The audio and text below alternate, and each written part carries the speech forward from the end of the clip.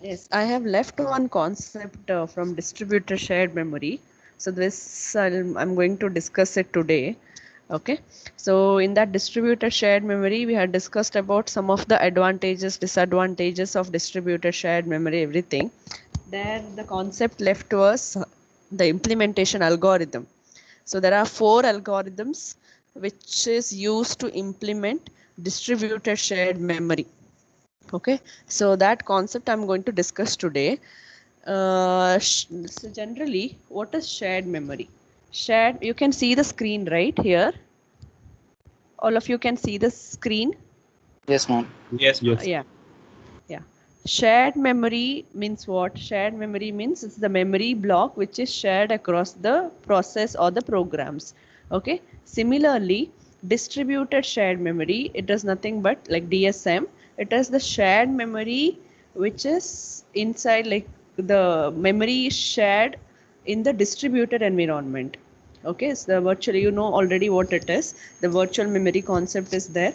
So the virtual memory space is distributed across the network or the system, distributed system, where many processes can access the same memory space or the distributed memory space. Okay, so that is about distributed shared memory. What are the challenges? Okay, so if you want to include, or if you want to implement distributed shared memory, what are the challenges to track?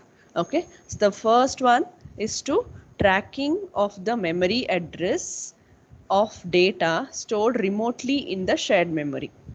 Okay, so already you know it is a virtual memory concept. The location which is used, the same location, the one location, if it is used by one process, the memory address is same. The memory address is same, even some other process is trying to access the same data from the same memory space. The memory address that the other process can look into is also the same. Okay, so how to make sure that it is same and how to track this memory address? So that is one challenge. Another challenge is to reduce the communication delays or high overhead which is associated with the reference to remote data. So the data here is considered to be remote data.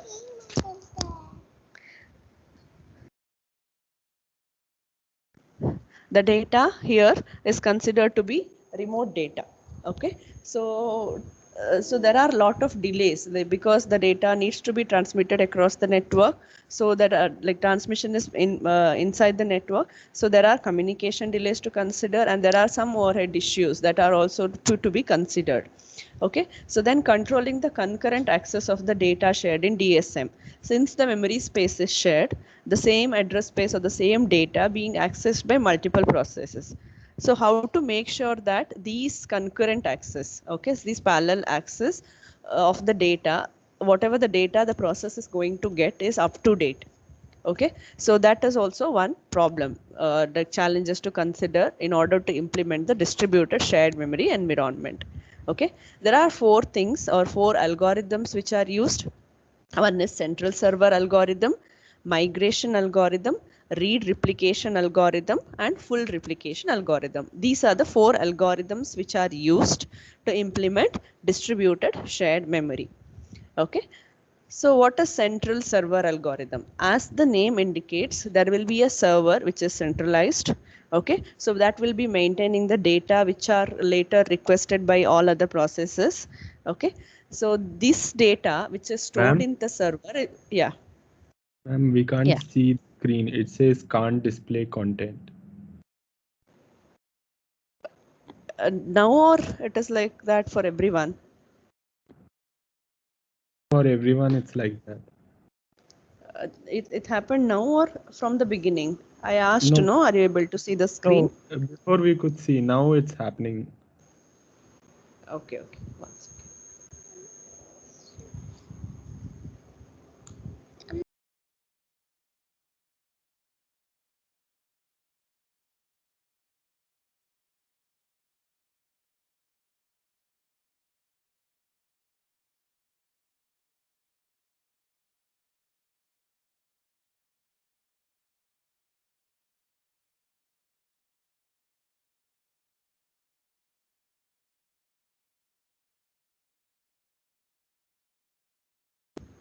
Now is it visible? Yes, ma'am.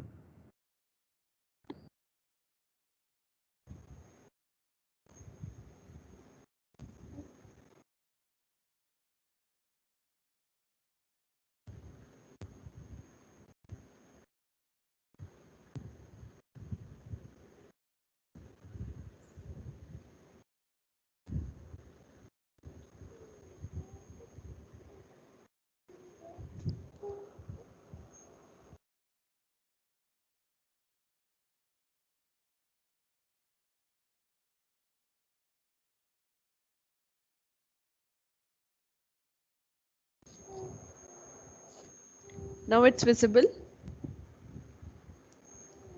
Yes, ma'am. Yeah. Okay. So central server algorithm, as the name indicates, there will be a centralized server that will be maintaining the data. So whenever the process in the distributed environment wants to access some data which is shared in the virtual memory, so that time what happens is it will keep on sending the request to the central server like this. You can see that there will be a data access request from the processes to the central server. Okay, so once the server gets the request from the other processes in the environment, what it does is it will just serve that request if it is possible, if the required data is available or the process is like able to do that service, then that server will process that request and the reply is sent back to the process which are requesting the data for it. Otherwise, if there is any failure in the process while processing, that time what happens, it will send the failure message to all the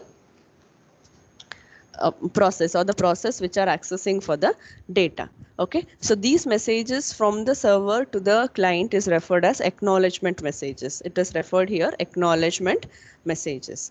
Okay, so these acknowledgement messages are used to provide the status of the data request served by the server. Okay, either it is success or it is failure. When the data is sent to the calling function, it acknowledges a number that shows the access sequence of the data to maintain concurrency. This is important. Okay, whenever the data is been modified, if anything happens, like any changes to the data, need to be clearly monitored. Otherwise, the process another time the same for the access for the same data will get the wrong result. Okay, so that's the reason the data is sent to the calling function. Whenever it sends the acknowledgement message, it will just send a sequence number with that so that the concurrency will be maintained. Okay, so and the timeout is returned in case of failure. If anything fails, like if the service is not able, if the server is not able to process that particular request, that time the timeout is returned. That means it is a failure. Okay, for larger systems, for larger distributed systems, there can be more than one server which is designated to have provide the service. Okay, so this is about central server algorithm. So another one is migration algorithm. Migration algorithm means whenever there is a request for the data or the service, so the entire thing will be migrated to the targeted location. Okay, so as the name suggests, the migration algorithm does the work of migration of data elements. Instead of using one server serving each request, the block containing the data which is requested is, by a system is migrated to the location from where the request has come, and it is accessible to the a process which are requested for it. Okay, so now this algorithm, even though it is good, okay, it has some shortcomings, like the how to integrate the real memory concept with the virtual memory, and what happens, like it is good only if the same block of data is accessed multiple times, because it is migrated a second time.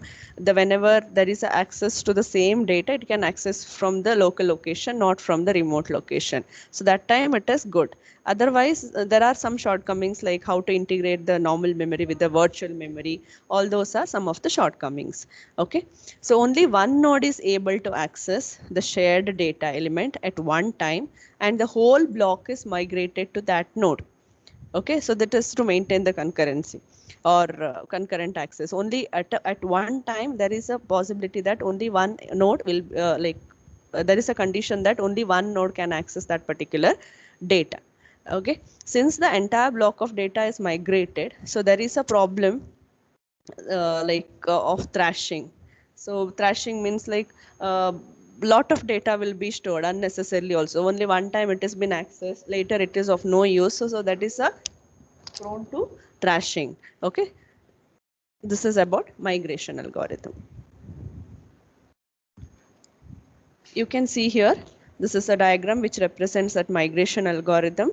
So you can see these nodes, the considering this as a server node and considering this as a client node. So the entire block of data is being migrated upon the data request from the requesting process. Okay, so this is about migration algorithm. Then next algorithm is read replication algorithm. Okay, so in this particular algorithm, how it works is the data block that is need to be accessed is replicated, and only reading is allowed in all the copies. Okay, so the entire the data block which is from the request, which is need to be sent from the request, that is replicated.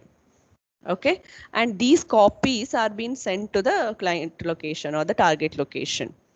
Okay, if a write operation to be done, if there is a operation like write operation, then all read access is put on hold till all the copies are being updated. It is required. Okay, so whenever there is a write operation on a particular data, that because of this read replication algorithm, the replicated data is been sent to many, like the requested process. Okay, if there is a write operation, it is necessary that even the copies needs to be updated. Okay, so how it is done, how the copies are being done is like you have gone through the write invalidated all those messages, or like when there is a validation or when there is a write operation, all the copies which is stored in the local machines need to be invalidated, and the new copies need to be sent whenever there is a request. Okay, so that is about write invalidated. That is what is going to happen in read replication algorithm. This is how the consistency of the data has been maintained. Okay, so overall system performance is improved as concurrent access is allowed, but write operation is expensive due to the requirement of updating all blocks. Because of write invalidate this operation, it is considered to be expensive. Okay, write operation, only write. Read is fine because only the data needs to be replicated and only the reading is allowed in all reading is allowed in the copies.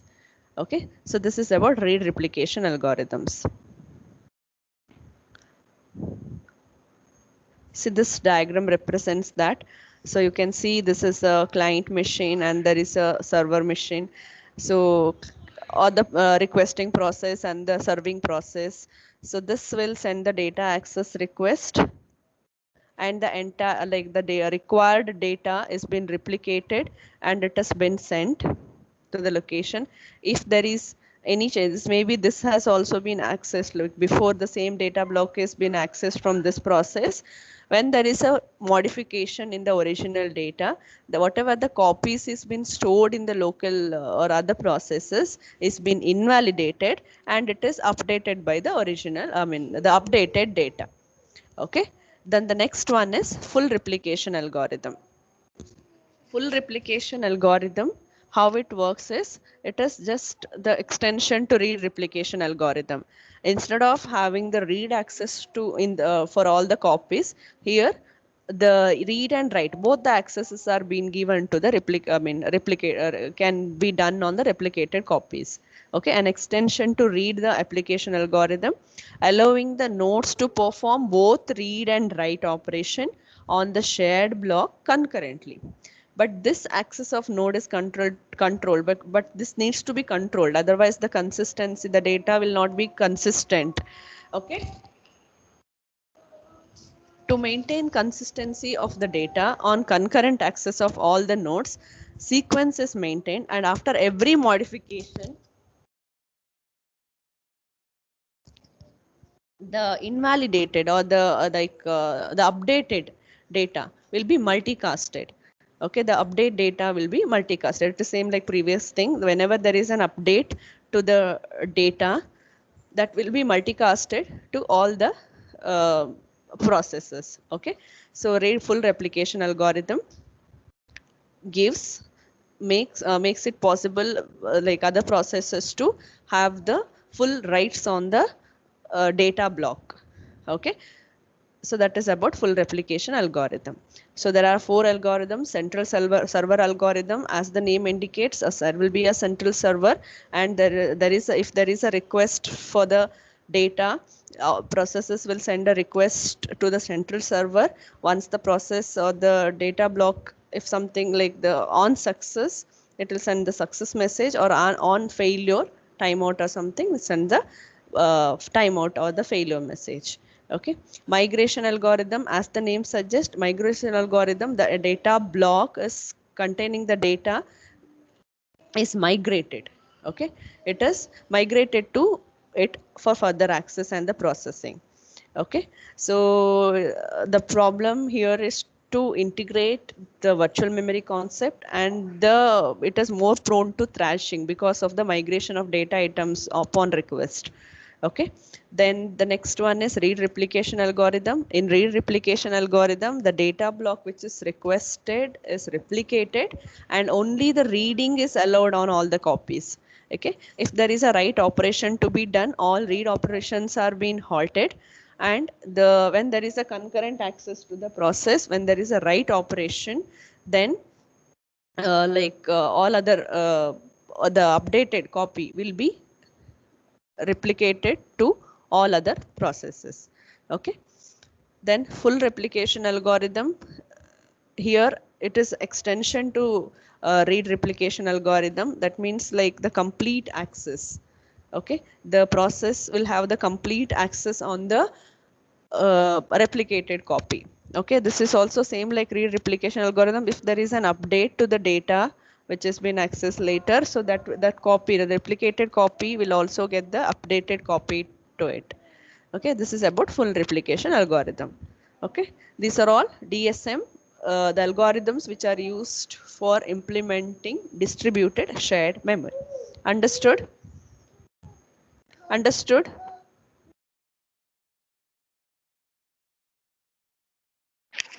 Ma'am, what is the main difference between read replication and full replication, like in terms of expense? Which one? Expense. Both are expensive.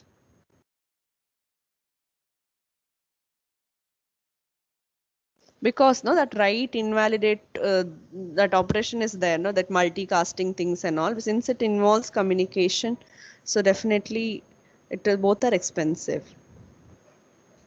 Difference is that here in read replication, the process requesting for the data will have only the read access,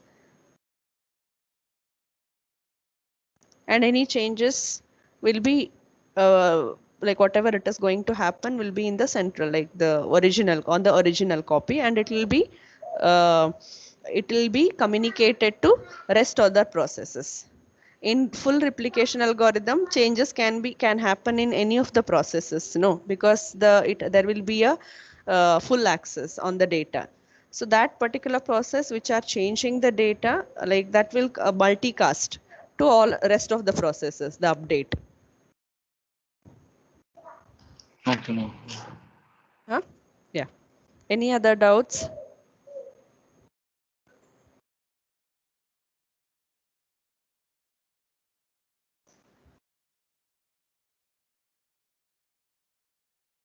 Any other understood? Yes, Abhishek Srivatsava is there. Abhishek Srivatsava. Yeah. What is migration? What does migration? What's the difference between migration algorithm and the client server algorithm?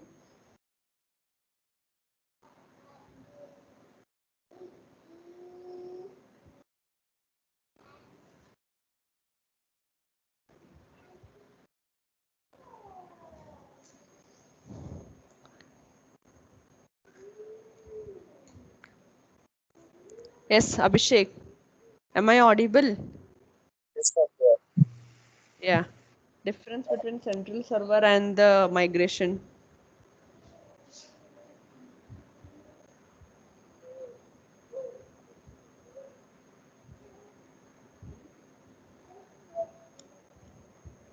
Don't know.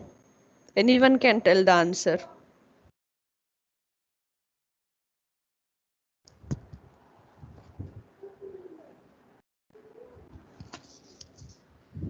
If you know.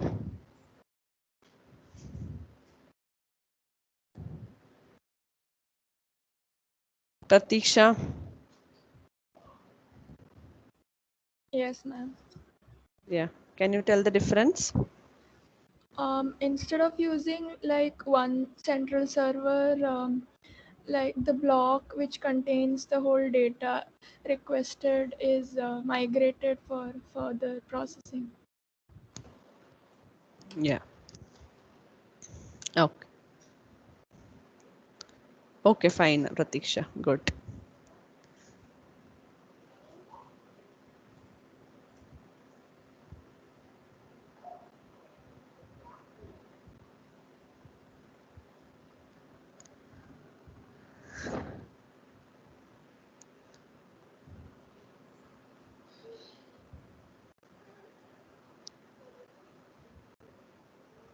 Priyanka.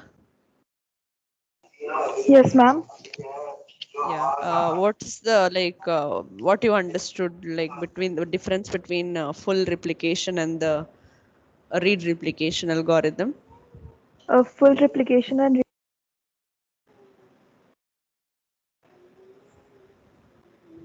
You are muted, Priyanka.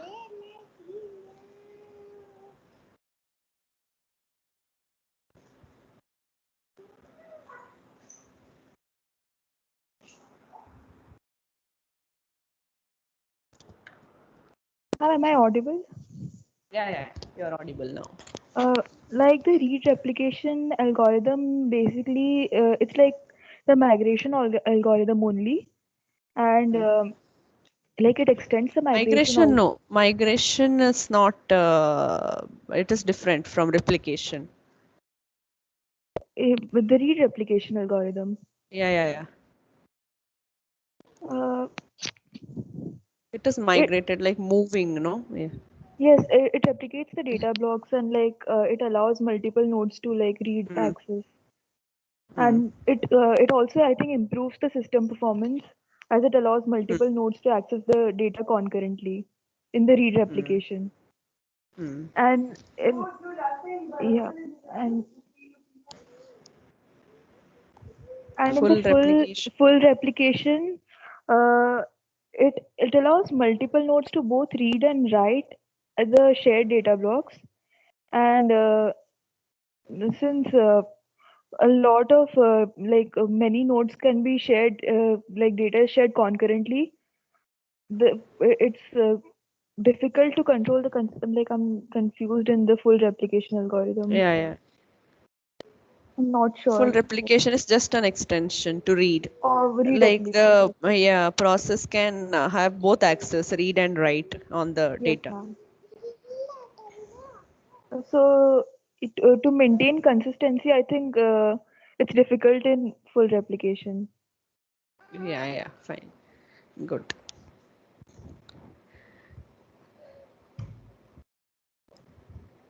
We have Anuradha ma'am also today. Ma'am, ma'am.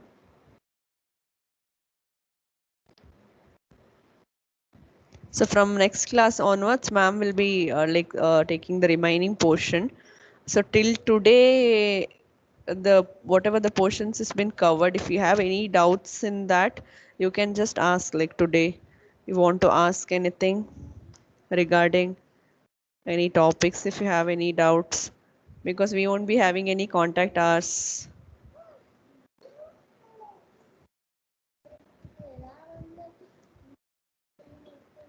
You have any doubts, or if you want to ask anything.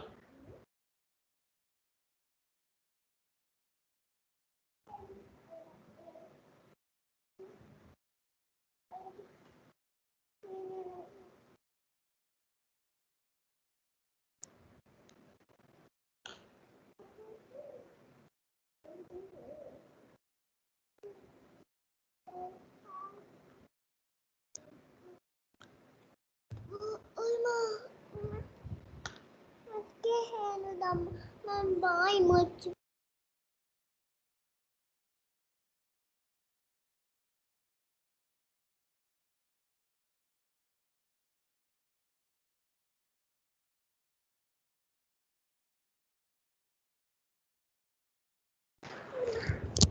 Welcome.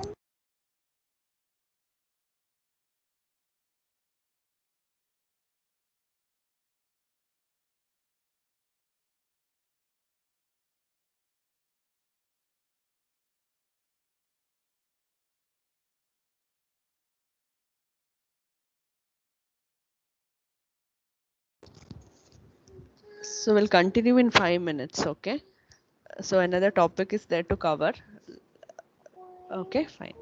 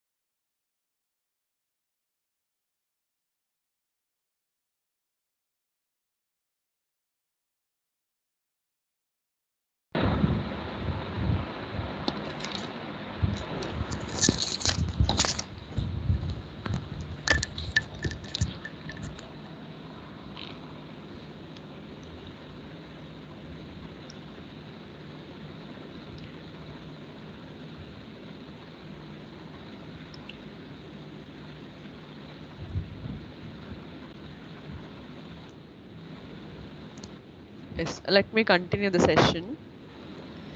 Okay.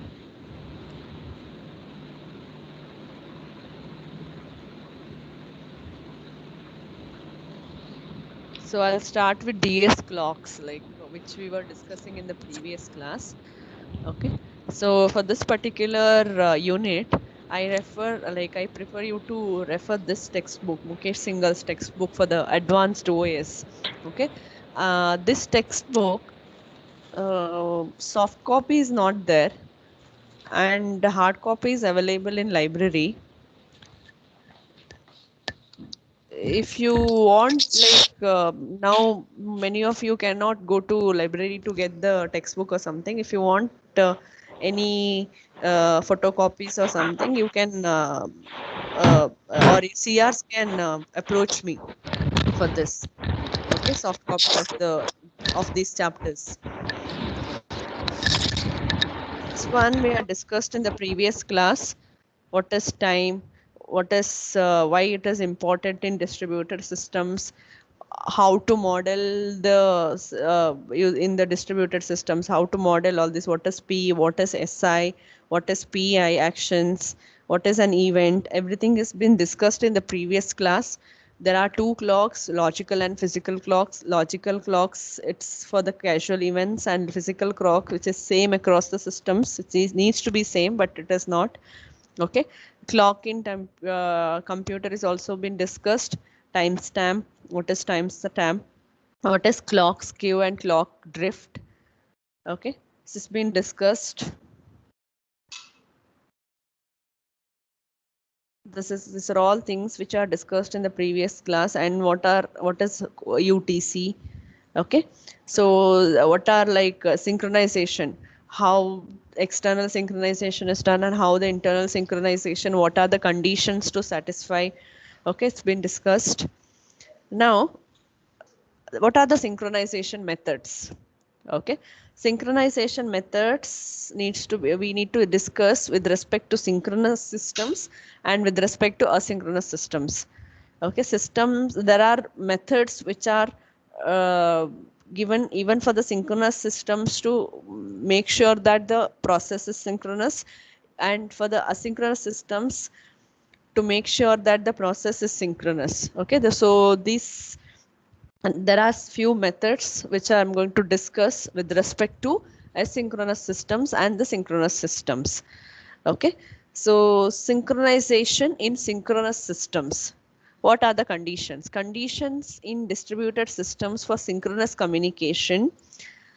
The time execution of each process has upper bound and the lower bound. So these are the conditions. Okay, so the execution or the time for a process to complete its execution, there will be always an upper bound and lower bound so that it is synchronous, and each message transmitted over a channel needs to be received within the bounded time. Okay, and each process will have a local clock whose drift rate from the real time has known bound. So what is drift rate? You know, the changes from the actual time. So that is drift. So that drift will be within the bound. Okay, so if these conditions satisfies, then the system is said to be synchronous. Okay, so the protocol which is defined, so there are some preconditions for the synchronized systems. What are these? What are those? Like synchronized systems will have always, like, the time limit is known there in the synchronous systems. So the process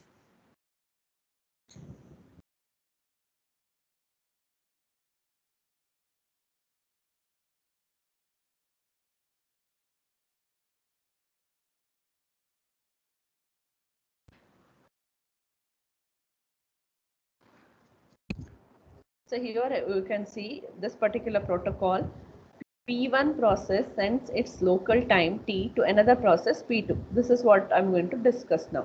There is a process P1, it sends a local time T to another process P2. Okay.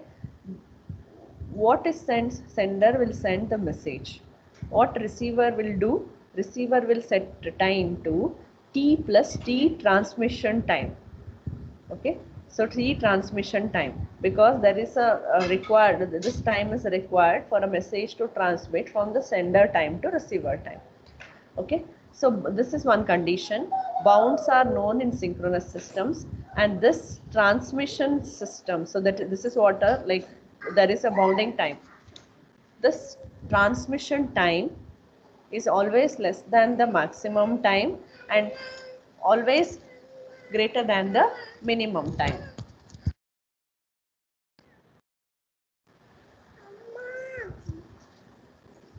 Okay, so set this transmission time to minimum time. This need to be set.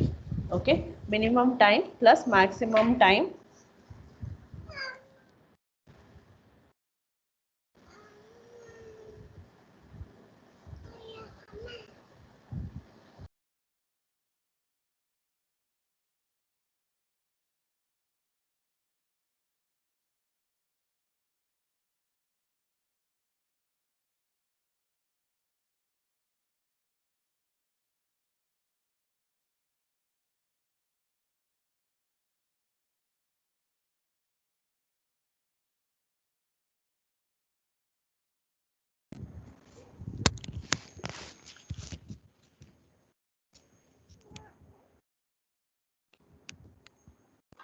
Am I audible now?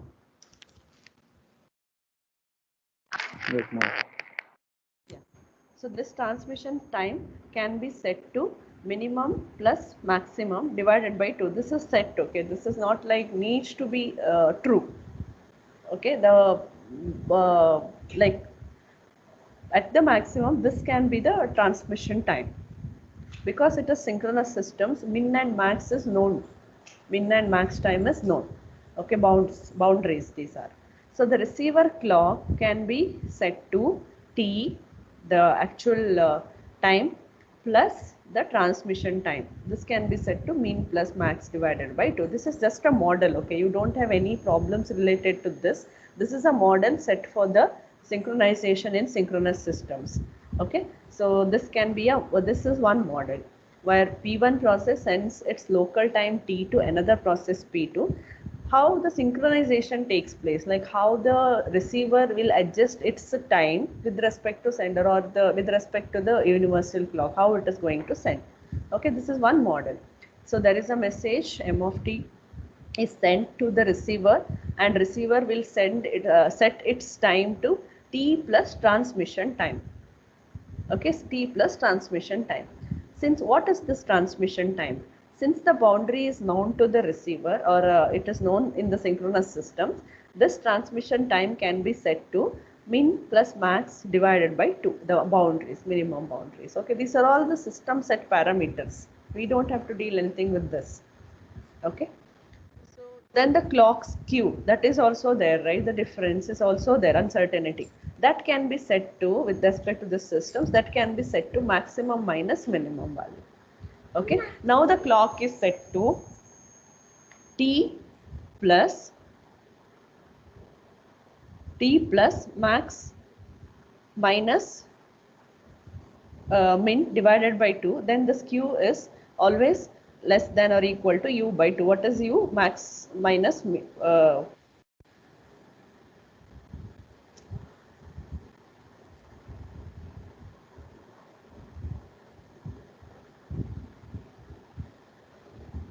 is it visible?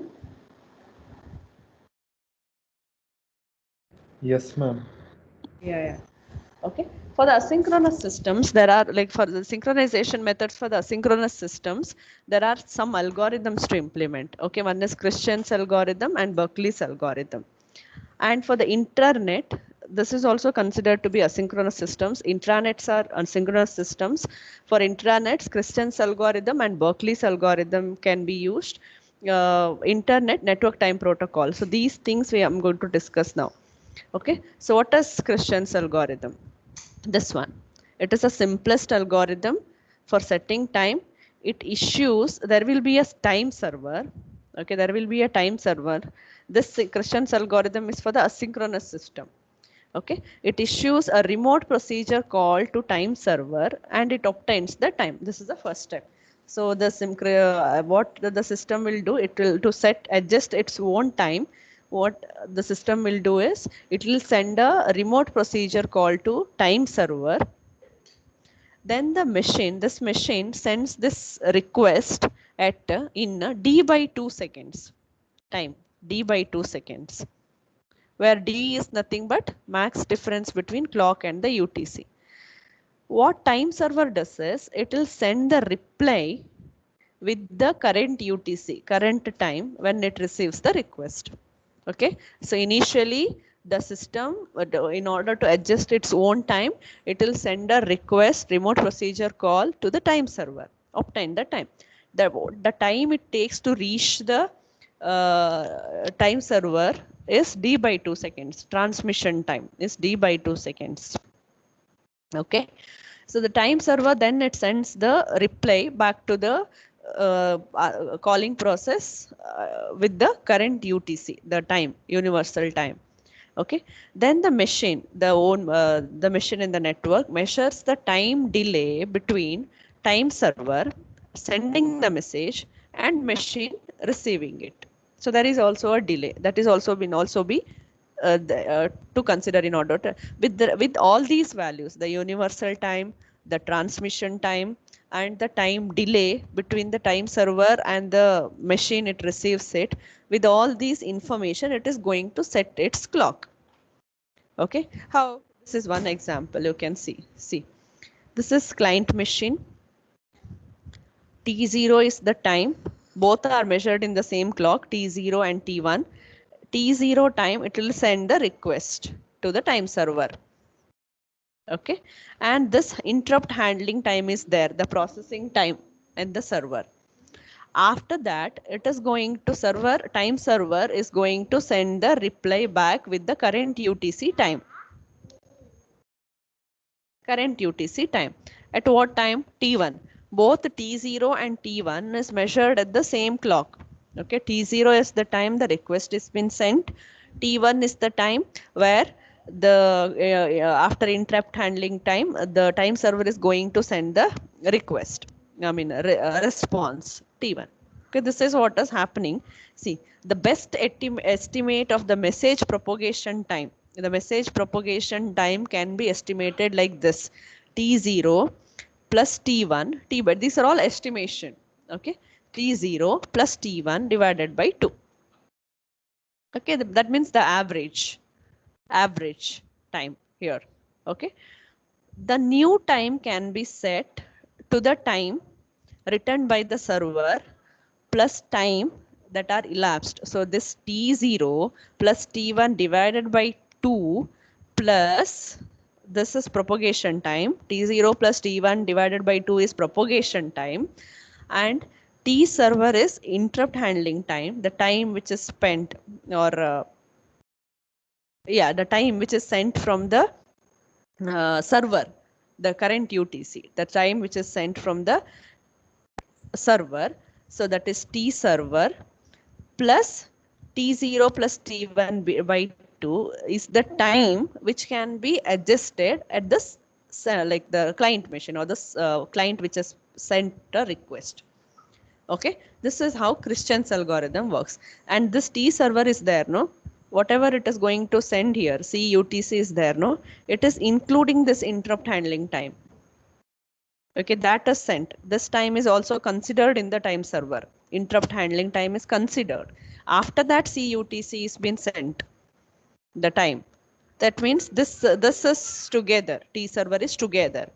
The UTC at this time, UTC at this time, plus the interrupt handling time is current UTC. Understood? Any doubt here? Christian's algorithm? Yes or no? Understood or not? Yes or no? Yes, ma'am. Understood? Christian's algorithm. So next one is Berkeley algorithm. Okay, how this works? See, the server polls each machine here. This is a client and server concept here. Again, centralized algorithm. So here the server polls all machines periodically, asking it for the time. Okay, every time the server there will be assigned clients to it, so the server keep on asking or client about the time. Okay, when all the results are in, when it gets results from the all of the client machine assigned to it, the master machine, what it does, it computes the average time. I'll show you with an example also. It computes the average time. Instead of sending the updated time back to all the slaves, which would introduce further uncertainty due to network delays, it sends each machine the offset by which it clock needs an adjustment. Okay, if master machine, please see, it will send the offset. See how this works, I'll tell you. See, so this is how the Berkeley algorithm works. See, this is the time server, time daemon.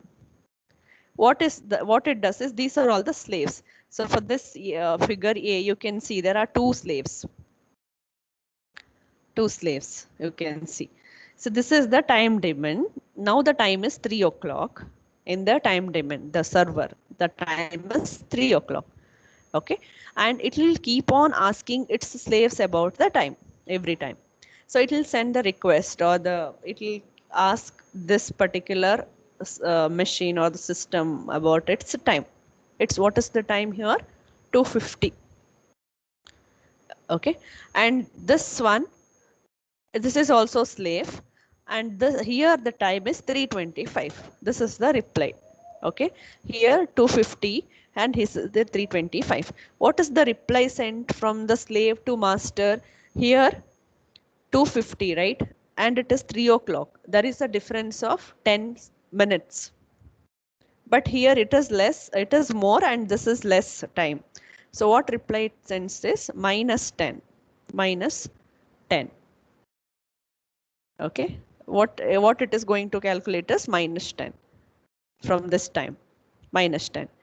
And its time, this slave, what it is going to get the out of the calculation is +25. So it is -10. This is 10 minutes less, and this is 25 minutes more from the calculation. What master will do is with this, and it will send the request to itself also, the time daemon. What is the time here in the same process? It is 3 o'clock. So what is out of calculation, what it is going to get the difference is 0. So there are three values. See, -10, +25 and 0. What the server is going to do is, it will compute the average.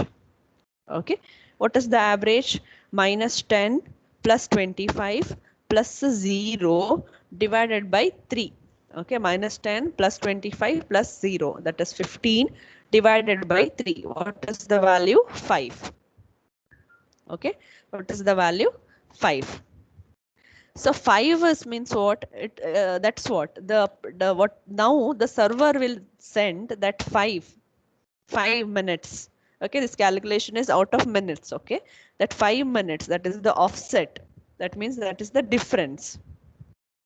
Okay, so that is the difference that it is going to, that offset, what is the difference? No, that it is going to send to the system. Okay, see here you can see -10 is there. It is 15. How you get value 15 here? And how, see, +5. +5. Here also -10. Am I audible? Yes, ma'am. Yeah. For your simple understanding, you can tell the time it is going to send us 3:05. So plus whatever the time it is there, no, 3 o'clock. 3 o'clock it is there. So the result or the reply to all other slaves is, what is the average value it got here? 5. What is the average value? It is 5. So it is, what is the time it is going to send for all the slaves is 3 o'clock plus 5 minutes. 3 o'clock plus 5 minutes. It is 3:05. See, you can see the 3:05 is the time sent here. And now all other clock will set its own time to 3:05.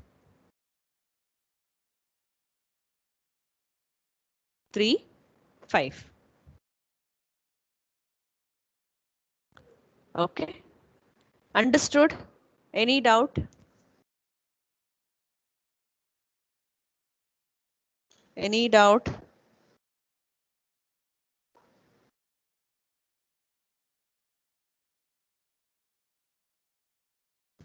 And what are these values? 15.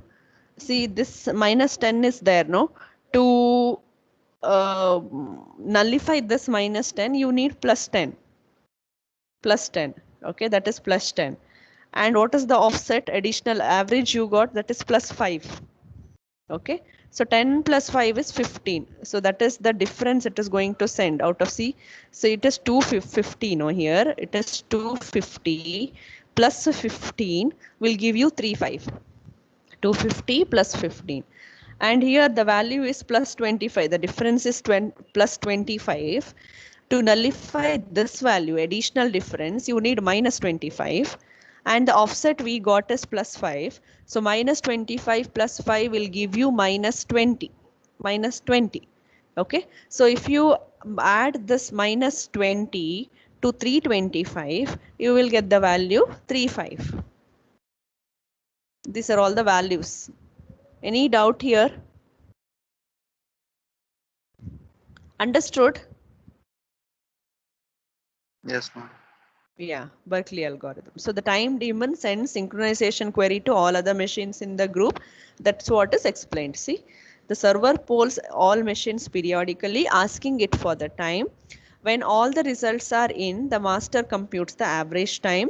Instead of sending the updated time back to the sleeves, which would introduce another delay. See, updated time, if you keep on sending, no, what is the exact value? It is not known. So at what time it has come there, what is the propagation delay, what is the interrupt handling time, nothing is known. Because of this delay, again, the actual time, if it is going to send, it will be problem there. So that's the reason it sends each machine the offset by which its clock needs adjustment. See, this is the offset it is going to send. See, plus 15, minus 20. So adjust your clock accordingly, plus 15, minus 20, like that. Not the exact clock it is going to send.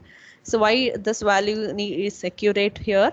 What is the comparison? If you send this offset, now this offset is offset it has got out of this calculation. So it is 100% sure that it is correct. Okay.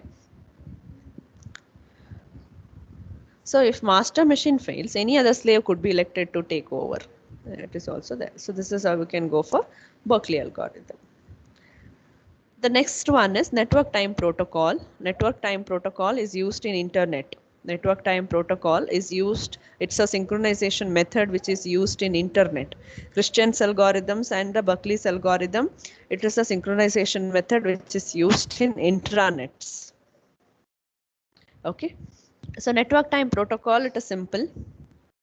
And why it is required is design aims for network time protocol is external synchronization is required because lot of it is mainly used in internet and lot of systems need to be synchronized. So synchronized with what? UTC. And reliability, it should be reliable, can survive lengthy losses of connectivity, it should survive in that situations if there is a connection loss or something. Redundant, for that to achieve reliability, redundant servers, redundant path. If one path fails, go with the other path. If the one server fails, go with the other servers. So these are all the things used to maintain this connectivity. Okay. Scalability, enable clients to resynchronize sufficiently to offset the rates of drift found. Need to be secured, need to be scalable. Okay. How the network time protocol architecture works. Here we don't have in-depth explanation for this. It is just like primary servers are connected to UTC sources. Okay. So this is in this hierarchy. This is a network. If you see, if this is a primary server that is connected to the normal UTC source, and these things all other which are there in the rest of the hierarchy. See this one, the first level nodes, these are all synchronized with this one, UTC servers, that is connected to UTC server. This node number 1 or this synchronized with UTC. Node number 2 and 2 here is synchronized with 1. Node number 3, these are all the lowest level servers. these are synchronized with the immediate higher level server, so that the entire system is synchronized with UTC. Okay, this time service for the internet. This is the time service for the internets. So I think we can conclude for this. Any doubts still here? And rest of the portions ma'am is going to cover in the next class. Till here, I have any doubts till the portions from the beginning, and the portions for next quiz in the next week will tell you in the evening, at least by today. Okay, any doubt you have, want to discuss?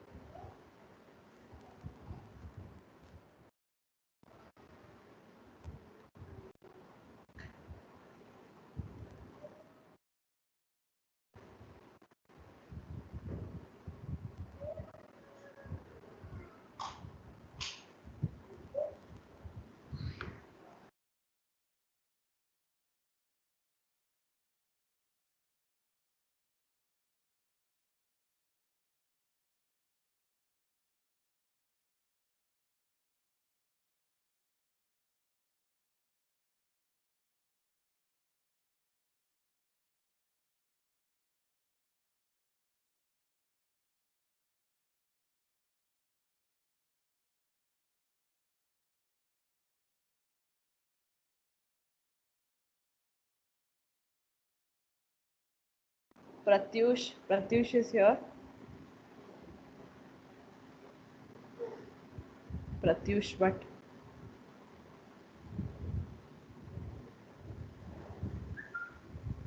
Smriti.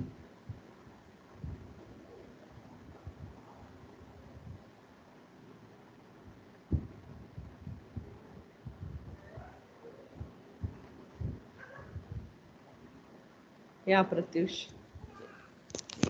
Your mic is not working properly.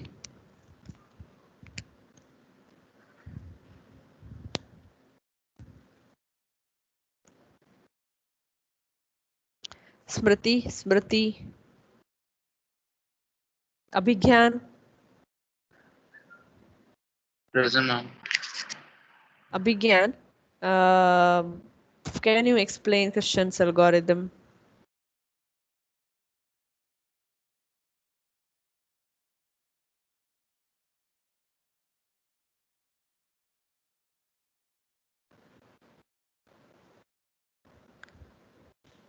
Ma'am, am I audible? Yeah, you are.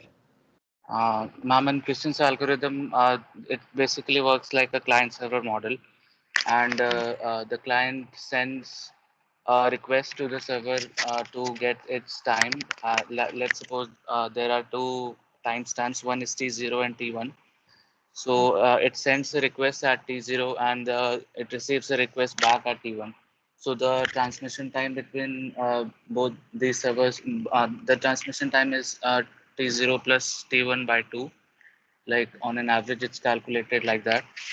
And then the client adjusts its time according to this difference, and it adds this difference to the current time and finds the and adjust the clock accordingly. What is T server here in the equation? It's the time sent by the server, like timestamp sent by the server. That means, yeah, UTC time plus the interrupt handling time. Yes, ma'am. Correct, right? Okay. Ma'am? Ah. Ma'am, this is Yeah, Smriti. yeah. I got logged out. I think there was some Wi-Fi issue. Okay. Can you explain Berkeley algorithm, Smriti? Yes, ma'am. Just a second. Hmm. Um,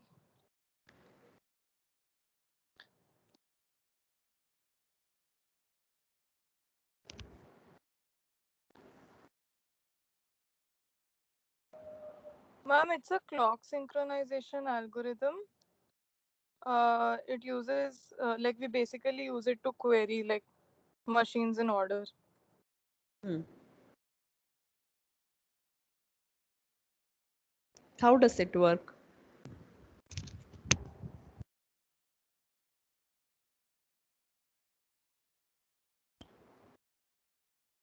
Ma'am, can I type it out? There is some network issue here. I'm not sure if I can like. It's You showing weak understood how connection. it works? Yeah. You understood, know how it works? Yes, ma'am. I'll type it out in the Ah, text right now because I'm on my mobile data. that is actually. fine then. So, I'll ask someone else. yeah. If you have Yeah. understood it, then fine. Yeah. Yeah. Anyone can explain. Anyone can explain. Others.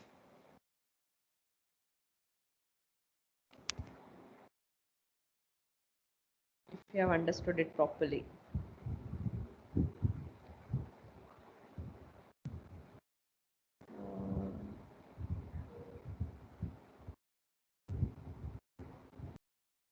Sanjam Preet.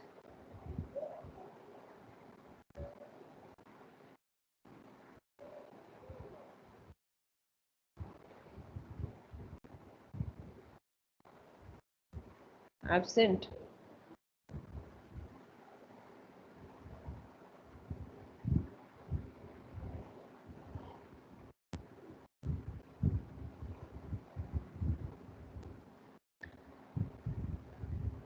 Royston.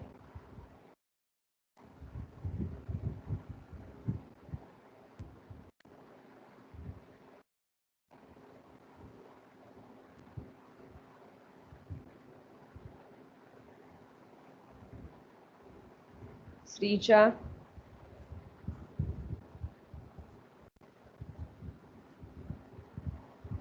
Absent. Ma'am, Royston. Yeah. Can you explain Berkeley algorithm?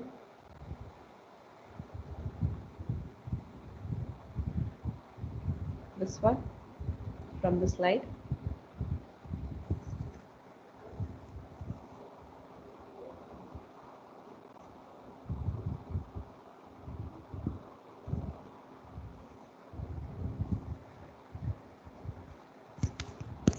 Can you explain?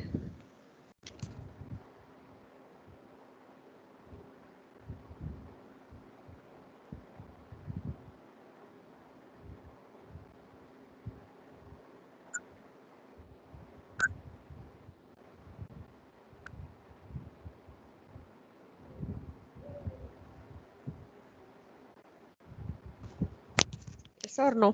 I'll ask other student if no. Royston, am I audible?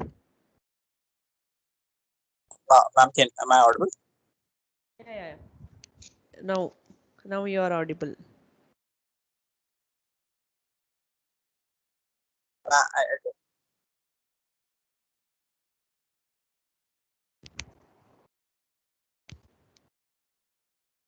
I think there is some issue.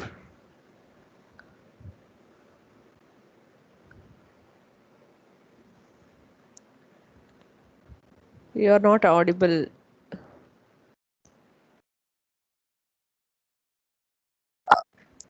Shivam Mahajan. Royston, it's fine. There is some issue with your network, I guess.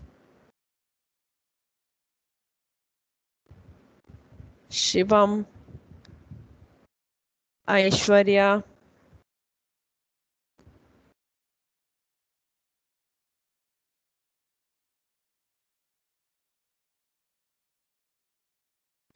Anmol,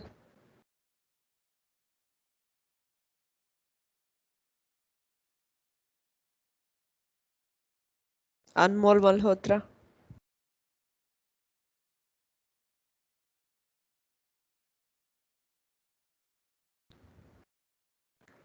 absent.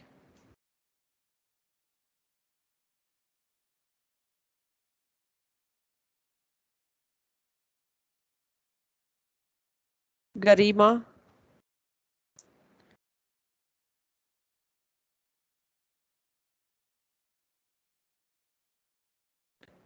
Shivam, present. Garima, can you explain?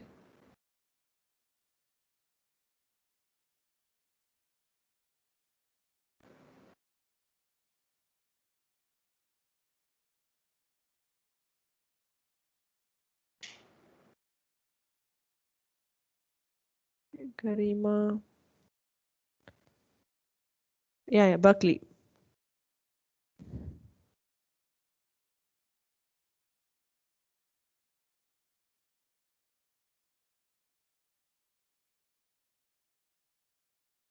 Your mic is not proper.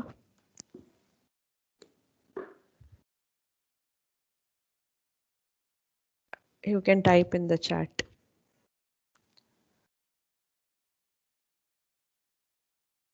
Others, if you have any issues till now, like you can ask.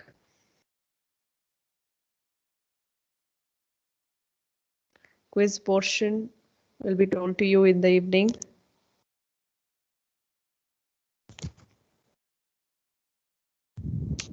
Ma'am, If you don't have, yeah, ma'am, in the Berkeley's algorithm, yeah. first, the master clock will take the timing of all other clocks, right? Hmm. And then it will average those clocks. The difference. Okay, nothing else it will do more than that after averaging. After averaging, it'll send that offset to slaves, to adjust the time. Okay. See from this, you can see this diagram, right? Ma'am, Here, after sending the offsets, it will correct the master slave the master will also get corrected. yeah, because see here the offset is sent to this also master. Here Yeah. the request is sent to itself. See this one 3 0 plus 5. Because that is the time it takes, additional time, 5 minutes it will take to compute average, or like many things it does, because of the delays, everything. This also need to be, see, the entire system needs to be proper, right? So 3-5 is the time which is needs to be maintained even in the server and with the clients both. So, ma'am, when it will send the time to the slaves, it will calculate it beforehand and then it will send, right? Beforehand that means, yeah. in the sense, for example, the master has 3 and the others are lagging behind. So if it wants to achieve like a similar time for all of them, it will have to be like, will it set that 3-5 randomly, or it will calculate it beforehand? Calculate. Okay. Calculate and send that offset. Calculate, send, like that. It will not be a big network there. So there won't be much this thing. There will be like number of servers, many slaves, like that. Here you can see only 2 slaves are there.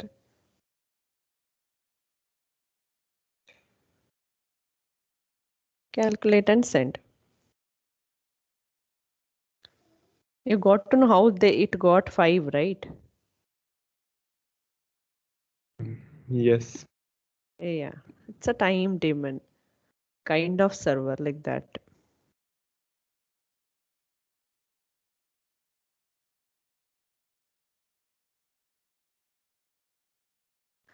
Fine. If you don't have any issues, let me download the attendance.